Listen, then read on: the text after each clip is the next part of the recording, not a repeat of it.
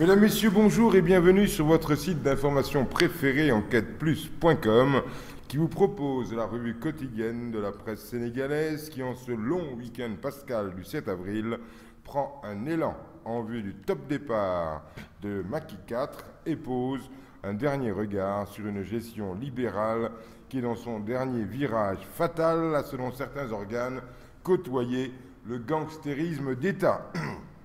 La Tribune, dans un éditorial frisant l'avis de décès de la CAP 21, écrit qu'on est dans le temps de l'errance et de la transhumance pour toutes les formations politiques qui s'étaient agglutinées autour du Parti démocratique sénégalais, auquel elles n'apportaient rien, sinon un semblant de diversité dans l'adhésion à la politique du président Wade, qu'elles abreuvaient de flatteries.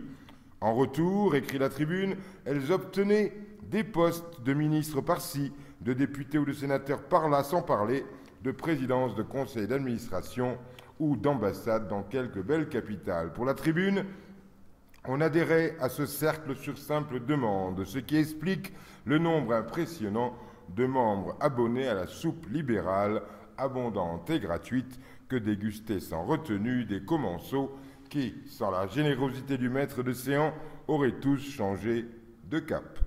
Puis, relate la Tribune, un peu moqueuse, est venu le temps des épreuves. Le PDS ne gérait plus la corne d'abondance et ne pouvait plus entretenir ses dépendances politiques, plus sapées en soutien intempestif qu'en collecte de suffrages.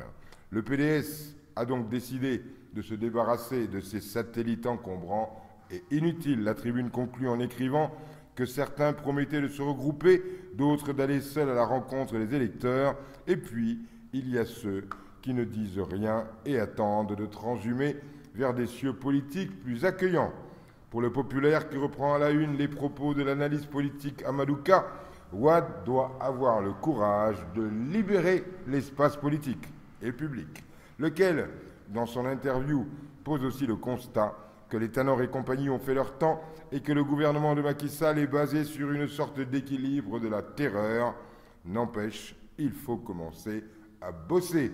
Et Samba Alar titre son test Top Départ et écrit que la semaine prochaine, il faudra bien descendre de son petit nuage, tourner les pages euphorie et passation de service pour quand même mettre la main à la pâte, surtout que les urgences se font de plus en plus pressantes.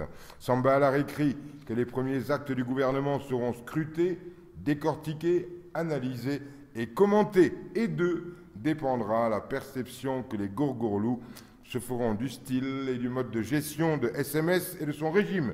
SMS étant son Excellence Macky Sall. Alors, interroge-t-il dans le Populaire, seront-ils aussi rigoureux qu'annoncés?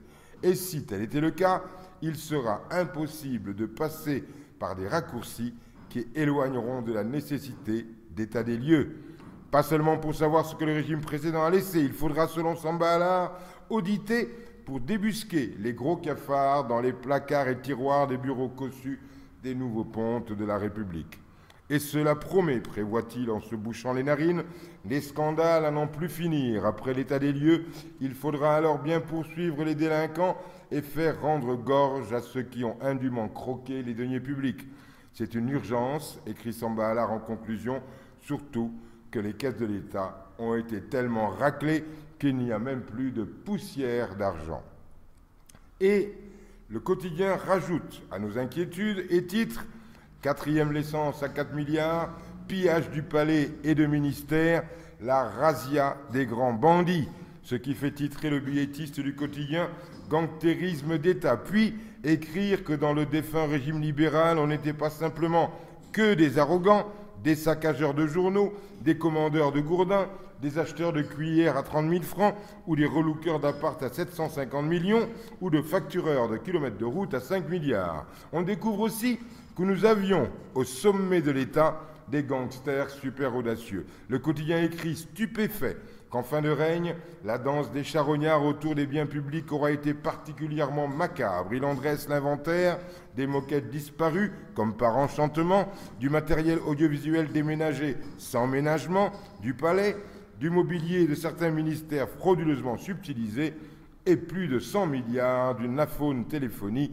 dans une affaire aussi noire qu'un tunnel de Soumbédioune délesté d'un tacal. Franchement, se désole le quotidien, ces gens-là n'ont rien fait pour ne pas mériter les foudres du président pour les envoyer en prison avant d'exhorter « Vas-y Nyangal !»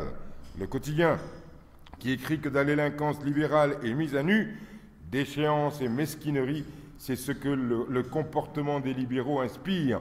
Moins d'une semaine après le départ de l'ex-chef de l'État, on découvre par petits secrets l'état de délabrement dans lequel Maître Wade a laissé le Sénégal. Le quotidien révèle le marché de la 4e licence de téléphonie, signé le 23 février 2012 pour 100 milliards en pleine campagne électorale et écrit que cela relève de l'infamie. Ces comportements, écrit Bokar Sakho dans le quotidien, ne font qu'agrandir les doutes sur la grandeur de l'homme, avant de conclure que ces comportements n'appellent qu'une réaction stricte, une enquête approfondie, mais aussi des sanctions sévères. Le Soleil, lui, est plus prospectif et nous livre un dossier intéressant sur le Sénégal, ses attentes et ses défis. Le Soleil passe en revue la rupture politique, les assises, la fin d'une ligue politique, l'évaluation du plan Tacal, un découpage territorial plus cohérent et l'autosuffisance alimentaire. Et titre l'édito d'El Bachel Sow qui limite ce dossier « Demain, le bonheur en brousse », un programme assurément exaltant. Enquête nous livre un entretien exclusif de Souleymane Jules Diop qui déclare à la une « Ce que j'ai enduré ». Comment l'État a bloqué son fils à Dakar, comment il a pensé au suicide, et il raconte aussi ses rapports et ses relations avec Macky Sall, Moustapha Niasse et Abdoul Mbaye. Assurément un document à retrouver aussi sur enquêteplus.com.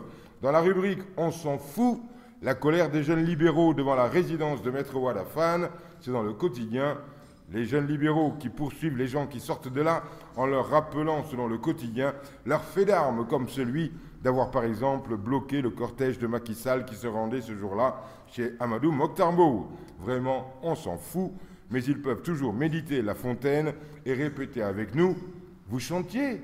Eh bien, dansez maintenant ». Bonne lecture, bon week-end, de Pâques, à mardi, même endroit, même heure, même motif, même punition. Enquêteplus.com, c'est plus d'infos en mieux.